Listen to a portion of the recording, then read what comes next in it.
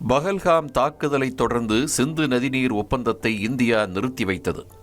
3 நதிகளின் நீர்மட்ட தரவுகளை பாகிஸ்தானுடன் பகிர்ந்து கொள்வதையும் இந்தியா நிறுத்தி வைத்தது. பாகிஸ்தானுடன் நடந்த முந்தைய 3 போர்களின் போதும் நிறுத்தப்படாத சிந்து நதிநீர் ஒப்பந்தத்தை பிரதமர் மோடி தலைமையிலான அரசு நிறுத்தியது. இரத்தமும் நீரும் ஒன்றாக பாயாது என்றும் பிரதமர் மோடி உறுதியாக தெரிவித்திருந்தார்.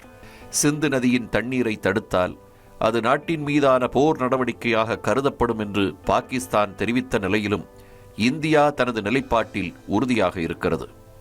காலநிலை மாற்றத்தால் பாதிப்புக்குள்ளான நாடுகளில் பாகிஸ்தான் முதல் இடத்தில் உள்ளது. தீவிர வானிலை மாற்றங்களால் எதிர்பாராத கனமழை, வெள்ளம் பாகிஸ்தானில் அதிகரித்து வருகிறது. கடும் மழையும் வெள்ளமும் பாகிஸ்தானையே புரட்டி போட்டிருக்கிறது. புனேர், பஜௌர், ஸ்வாட், ஷாங்க்லா, மன்சேரா மற்றும் பட்டாகிராம் ஆகிய மாகாணங்கள் பாதிக்கப்பட்டுள்ளன. குறிப்பாக பஞ்சாப் மாகாணம் அதிக பாதிப்பை அடைந்திருக்கிறது. வடக்கு பாகிஸ்தானில் பெய்த கனமழையில் 24 மணி நேரத்தில் சுமார் 320 பேர் பலியாகியிருக்கிறார்கள். வழக்கமாக ஜூன் மாதத்தில் தொடங்கி செப்டம்பர் மாத இறுதியில் குறைந்துவிடும் பருவமழை இந்த ஆண்டு முன்னதாகவே தொடங்கியிருக்கிறது என்றும் அது நீண்ட மாதங்கள் நீடிக்கும் என்றும் தெரிவிக்கப்பட்டிருக்கிறது. கனமழையால் பெரும்பாலான ஆறுகள், ஏரிகள் மற்றும் அனைத்து நீர்நிலைகளும் நிரம்பி வழிகின்றன. பாகிஸ்தான் ஆக்கிரமிப்பு காஷ்மீர் பகுதியிலும் வெள்ளம் ஏற்பட்டுள்ளது.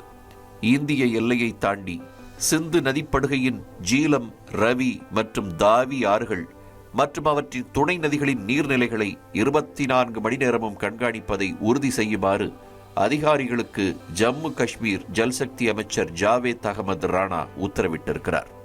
இந்த சூழலில் சிந்து நதியில் கடும் வெள்ளம் ஏற்படுவதற்கான வாய்ப்புகள் குறித்து பாகிஸ்தானுக்கு இந்தியா முன்கூட்டியே எச்சரித்திருக்கிறது. பாகிஸ்தானில் உள்ள இந்திய தூதரகம் மூலம் இந்த தகவல் பகிரப்பட்டதாக அந்நாட்டு ஊடகங்கள் தெரிவித்துள்ளன. பருவமழை காலத்தில் 3 நதிகளில் நீர்மட்டம் உயர்வது குறித்து இந்தியா முன்கூட்டியே எச்சரிக்கை விடுத்தது. பஞ்சாப் மற்றும் சிந்து மாகாணங்களில் தாழ்வான பகுதிகளில் வசிக்கும் மக்களை பாதுகாப்பதற்கான அவசரகால நடவடிக்கைகளை எடுக்க இந்தியாவின் எச்சரிக்கை உதவியாக இருந்தது என்று பாகிஸ்தான் அதிகாரிகள் தெரிவித்துள்ளனர்.